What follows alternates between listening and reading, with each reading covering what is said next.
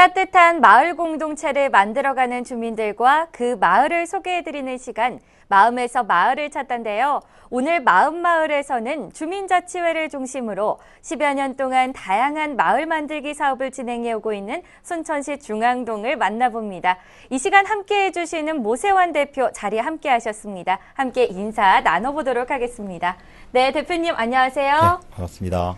네, 순천시의 마을 만들기 하면 많은 사람들이 순천시 중앙동을 떠올릴 것 같습니다. 네. 앞서 말씀드린 대로 오래전부터 중앙동 지역민분들께서 마을 공동체를 만들어 오고 있다고 하시는데요. 그 시작이 2005년이라고요? 네, 뭐 우리나라의 사실 지방자치는 이제 한 20년 시작됐고 주민자치는 이제 횟수로 한 12년째 돼가고 있습니다. 중앙동의 주민공동체나 주민자치는 사실 순천의 12년뿐만 아니라 대한민국 주민자치의 12년을 그저 외형적으로가 아니라 내용에서까지도 이렇게 잘 나타내는 대표적 모델이라고 말씀드릴 수 있겠습니다. 네, 벽화도 그리고 골목도 디자인하면서 중앙동의 얼굴이 조금씩 바뀌어가고 있는데요. 이곳 중앙동을 안심마을이라고 부르기도 하더라고요. 그 이유가 무엇일까요? 중앙동 마을 공동체들이 지향하는 방향이 있습니다. 흔히들 3안마을이라고 합니다. 여기서 3안이라는 것은 안부, 그리고 안전, 안심입니다. 그런데 안전하고 또 안심하게 살 수 있는 마을은 사실 이웃과 이웃 간의 안부를 묻는 것부터입니다. 네. 물론 CCTV가 잘 설치되어 있고, 뭐 치안에 이런 것도 있겠지만 실제 주민 간의 안부가 안심하고 안전하게 살 수 있는 그런 마을이거든요. 그래서 우리 중앙동은 안심마을이기도 하지만 3안마을이라고도 이야기를 하고 있습니다. 네, 정말 좋은 의미인데요.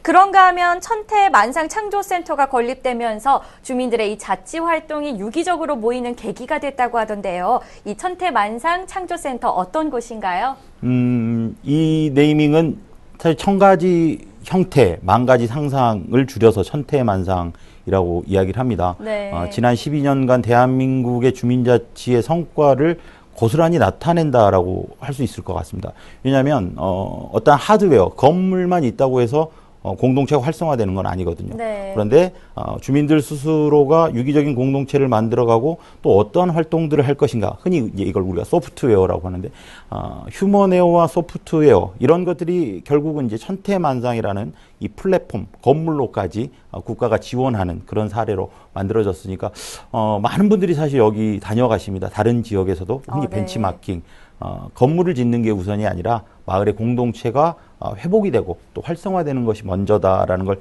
보여주는 사례라고 말씀드릴 수 있습니다. 네, 어떤 소프트웨어가 진행되고 있는지 궁금해지는데요. 이곳 공간을 활용해서 동네 부엌 사업단과 도시락 카페도 운영되고 있다고 들었습니다. 어떻게 운영되는 사업단인가요? 뭐 요즘 흔한 말로 먹방이 대세인데 네. 많은 사람들이 집밥 그리워하잖아요.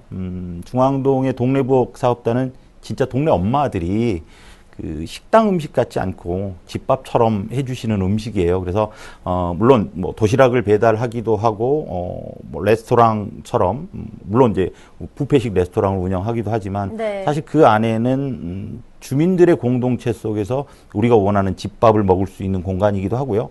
또 많은 공동체들이 학습을 하기 위한, 그러니까 단순히 밥만 먹는 식당이 아니라 워크숍도 하고 포럼도 할 수 있는 이런 여건들이 잘 갖춰져 있는 공간입니다. 그래서 배우면서 먹기도 하고 또 네. 놀기도 하고 뭐 이런 공동체들의 활동이 펼쳐지는 곳 이렇게 보시면 될 것 같습니다. 네, 그러니까 이 말씀하신 동네 부엌 사업단과 도시락 카페를 통해서 주민들은 일자리를 나누고 자치 활동을 그 위한 수익금을 마련하는 건데요.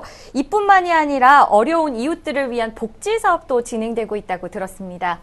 그 동네 부엌은 사실 물론 이 사업이라는 게 수익 창출을 목적으로 하죠. 그런데 조금 더 공동체를 위한 건강한 수익 창출이 뭘까? 그래서 마을의 어머님들의 일자리 창출도 되지만 여기서 나온 수익의 30%는 일단 마을로 돌아갑니다.